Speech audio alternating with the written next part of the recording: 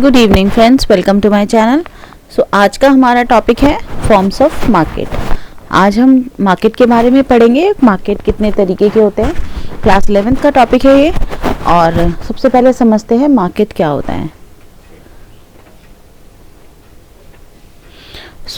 Market क्या है? एक मार्केट से हम समझते हैं एक ऐसा प्लेस जहाँ पर बायर्स एंड सेलर्स एक दूसरे के कांटेक्ट में आते हैं और फिर वो बाइंग और सेलिंग की एक्टिविटी को कंप्लीट करते हैं। सो एक फॉर्मल वे में अगर हम इसकी एक डेफिनेशन को लिखें, so how we can right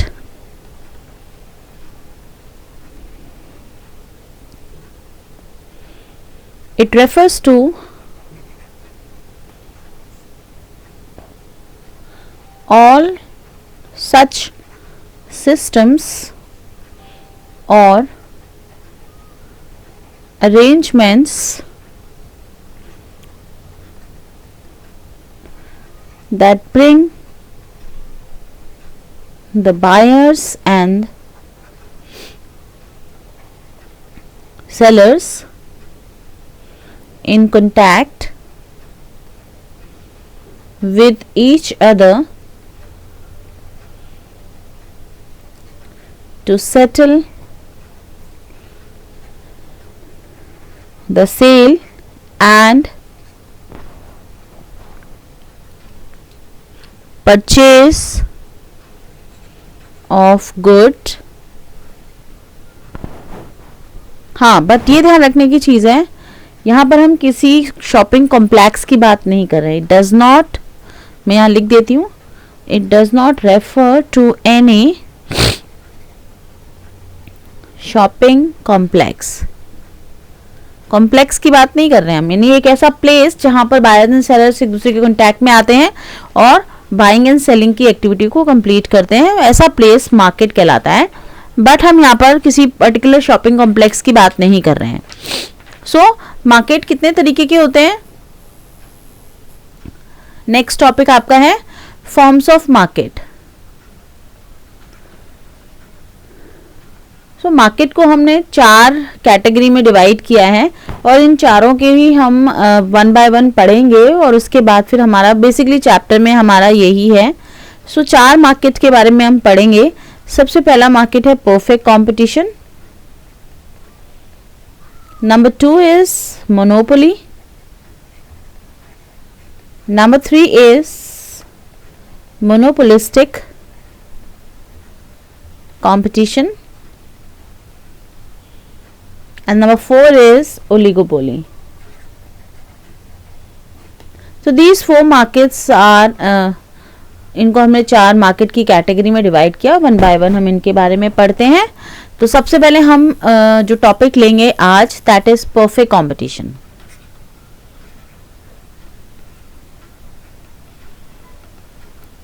perfect competition क्या है? Perfect competition basically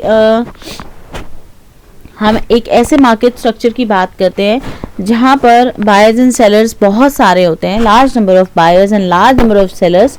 but they are, जो सेलर्स होते हैं, दे आर सेलिंग होमोजीनियस और आइडेंटिकल गुड्स, एक जैसी गुड्स होती है। ठीक है, तो यहाँ पर जो प्राइस जो डिटरमाइन होता है वो by the forces of market and market supply and demand के थ्रू होता है। तो फर्म जो होता है इसमें ओनली प्राइस टेकर होता है, मेकर नहीं होता। ठीक है, फर्म जो है वो प्राइस टेकर होता है, यानी इंडस्ट्री से प्राइस बनकर आता है और फर्म केवल उस प्राइस में अपने प्रोडक्ट को बेचता है। So that is called perfect competition. तो एक जनरल डेफिनेशन अगर हम देना चाहें सो दे सकते हैं, it is a form of the market where there is a large number of buyers and sellers of a commodity selling homogeneous और जिसको हम आइडेंटिकल भी बोल सकते हैं, identical goods and its price is determined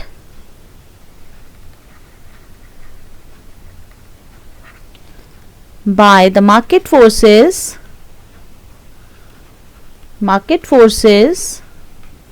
of supply and demand. So कहने का मतलब ये है कि एक कोई भी इंडिविजुअल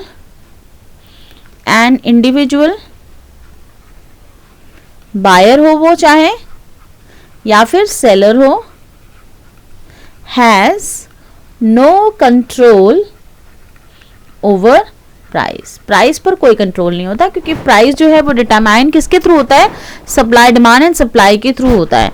यानी फर्म जो होती है वो सिर्फ प्राइस टेकर होती है. तो this is the definition. Now discuss some features.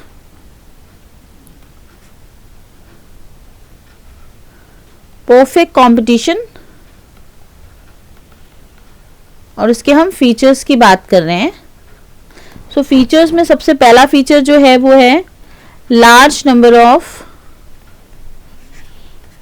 Buyers या फर्म्स एंड सेलर्स बहुत ज़्यादा होते हैं. तो हम कह सकते हैं, इसमें हम क्या लिख सकते हैं कि यहाँ पर इस पर्टिकुलर मार्केट में जो नंबर ऑफ फर्म्स जो होती हैं सेलिंग पर्टिकुलर कमोडिटी को जो सेल कर रही होती हैं वो बहुत ज़्यादा होती हैं. तो टोटल मार्केट सप्लाई को जो है थोड़ी जो मार्केट सप्लाई को इन्फ्लुएंस, तो यानी कहने का मतलब ये कि बहुत सारी मार्केट सप्लाई में अपनी पर्टिकुलर कमोडिटी को सप्लाई करती हैं. कोई भी एक इंडिविजुअल फर्म जो होती है वो किसी भी कमोडिटी के प्राइस को इन्फ्लुएंस नहीं कर सकती, क्योंकि लार्ज नंबर ऑफ सेलर्स होते हैं. अगर होमोजीनियस गुड्स हुई, क्योंकि होमोजीनियस गुड्स के बारे में हमने पढ़ा कि इसमें सेम गुड्स होती हैं, तो एक अगर सेलर किसी प्राइस को अगर चेंज करने की कोशिश, पहली बात तो चेंज ही नहीं कर सकता, और अगर चेंज भी करता है तो कंज्यूमर जो है वो सेम गुड के प्राइस जब उसको किसी और शॉप पे उससे कम प्राइस पर मिल रहा है तो वो वहाँ क्यों खरीदेगा उससे. तो कहने का मतलब ये है कि परफेक्ट कॉम्पिटिशन जो है वो यहाँ पर हम अगर एक इस पूरे पॉइंट की बात करें तो इसमें जो परफेक्ट कंपटीशन में होती है, जो फर्म होती है अंडर परफेक्ट कंपटीशन,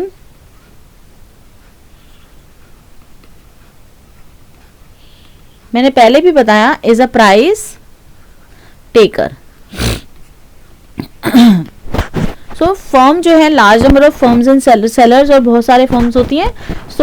एक कोई भी single firm can not influence the market supply.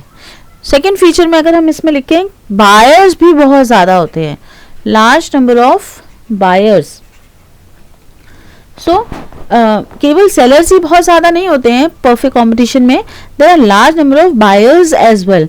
Accordingly जैसे हमने बोला कि इंडिविजुअल फर्म इंडिविजुअल बायर्स दोनों ही में ही कोई भी इन्फ्लुएंस नहीं कर सकता इंडिविजुअल किसी भी कमोडिटी के प्राइस को, क्योंकि अगर इंक्रीज और decrease in individual demand would hardly make any difference in total market demand. अगर थोड़ा बहुत चेंज होता भी है तो because large number of sellers है, उससे मार्केट डिमांड पर कोई इफेक्ट नहीं पड़ता. बायर्स अगर हम बात करें यहाँ पर बायर्स और जो है इसमें बायर्स एंड सेलर्स बहुत ज़्यादा होते हैं, इसीलिए फर्म जो है वो परफेक्ट कंपटीशन में प्राइस टेकर हम कंसिडर करके चलते हैं. थर्ड पॉइंट हम लिखेंगे होमोजीनियस प्रोडक्ट होता है. यहाँ पर जितने भी सेलर्स होते हैं, ऑल सेलर्स जो हैं they sell identical goods. Identical goods मतलब बिल्कुल सिमिलर गुड्स बेचते हैं. तो कहने का मतलब इसमें एक इम्पॉर्टेंट कंक्लूजन ये निकला कि कोई भी बायर किसी भी एक कमोडिटी के लिए एक्स्ट्रा पैसा क्यों देगा, बिल्कुल नहीं देगा. तो प्रोडक्ट ऑफ वन, अगर किसी एक सेलर ने अगर सपोज बाई चांस किसी ने 10 की जगह उसको प्राइस को 11 भी कर दिया, सेम चीज़ दूसरे सेलर के पास 10 रुपए की मिल रही है, जैसे मैंने अभी पहले भी बताया. तो जब होमोजीनियस प्रोडक्ट के लिए कोई भी बायर एक्स्ट्रा पैसा नहीं देगा, तो कोई भी प्राइस को चेंज नहीं करता है, सेम प्राइस होता है होमोजीनियस प्रोडक्ट का. थर्ड फीचर अगर मैं इसमें लिखूं,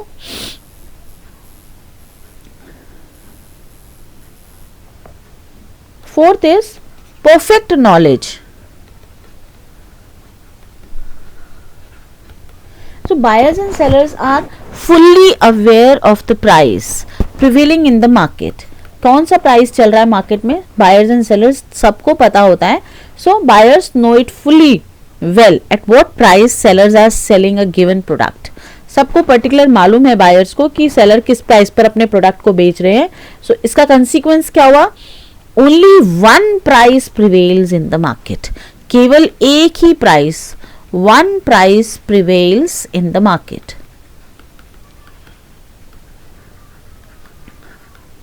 फिफ्थ पॉइंट अगर हम बोलें, free entry and exit of firm. यहां पर large number of buyers and sellers, मैंने आपको पहले भी बताया, large number of buyers and sellers होते हैं तो firm can easily enter and leave this industries freely, क्योंकि इसमें कोई भी लीगल रिस्ट्रिक्शंस ना तो एंट्री में होते हैं और ना ही एग्जिट में होते हैं. यानी कोई भी फर्म इजीली इस मार्केट में एंटर कर सकती है और इजीली छोड़कर जा सकती है. अगर कोई रिस्ट्रिक्शन होती तो लार्ज नंबर ऑफ सेलर्स नहीं होते. So free entry and exit of firms. Number fifth is no extra transportation cost.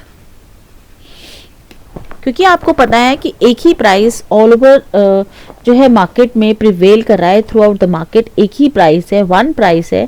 So it is essential that there is no extra transportation for the consumer will. क्योंकि हम क्या करते हैं, हम ऐसी जगह पे मार्केट जाके कहीं बेचते हैं जहाँ पर हमें ज़्यादा प्रॉफिट होने के चांसेस होते हैं, बट आपको पता है कि यहाँ पर परफेक्ट कंपटीशन में price remains the same at all. पूरे उसमें सब प्रोडक्ट का प्राइस जो है वो सेम है.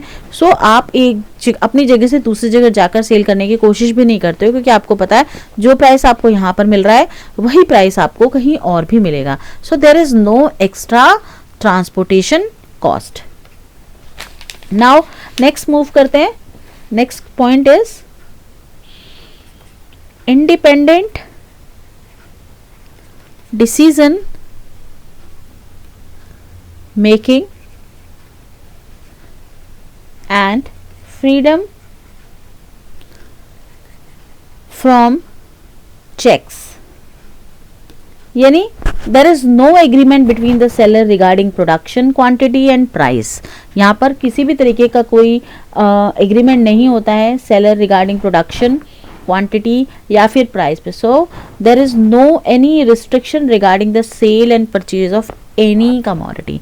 यानी you are independent, you are taking any kind of decision and you are free. आप किसी भी तरीके अपने प्रोडक्ट को कैसे भी बेचें, कहाँ भी बेचें, ये आपके ऊपर डिपेंड करता है. सो आपका अपने ऊपर आपका डिसीजन इस पर ज़्यादा इंपॉर्टेंट रहता है कि आप, क्योंकि सेलर के साथ कोई भी एग्रीमेंट, कोई भी प्रोडक्शन क्या करना है, कितनी क्वांटिटी में करना है, क्या प्राइस रखना है, तो वो आपका किसी भी तरीके का कोई एग्रीमेंट नहीं होता. तो so you are free to do anything. So next अगर हम एक और फीचर डिस्कस करें, that is perfect mobility.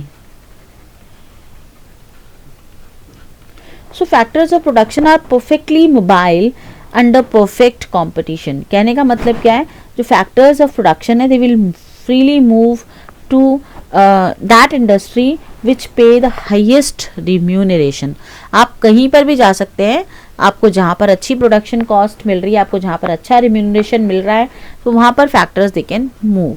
So this is also a feature. So ये 7-8 पॉइंट्स जो हमने डिस्कस किए, ये परफेक्ट कंपटीशन के फीचर्स के अंदर आते हैं. सो अगर अब मैं बात करूं इसका डिमांड कर्व हम कैसे बनाएंगे, अब मैं बात करूं demand curve of the firm under perfect competition. So perfect competition में क्योंकि हमने पढ़ा फर्स्ट, उससे ही हम पढ़ रहे हैं कि it means that the firm can sell any amount of its output at the prevailing price. आप कोई भी प्राइस चेंज नहीं कर सकते, यानी आपको जो प्राइस गिवन है आप उसी प्राइस पर अपने प्रोडक्ट को बेच रहे हो, यानी price remains the same because goods are identical. So क्या होगा, demand curve of the firm is perfectly elastic, यानी ed is equal to infinity होगा, like this, because price is same. This is price and this is quantity.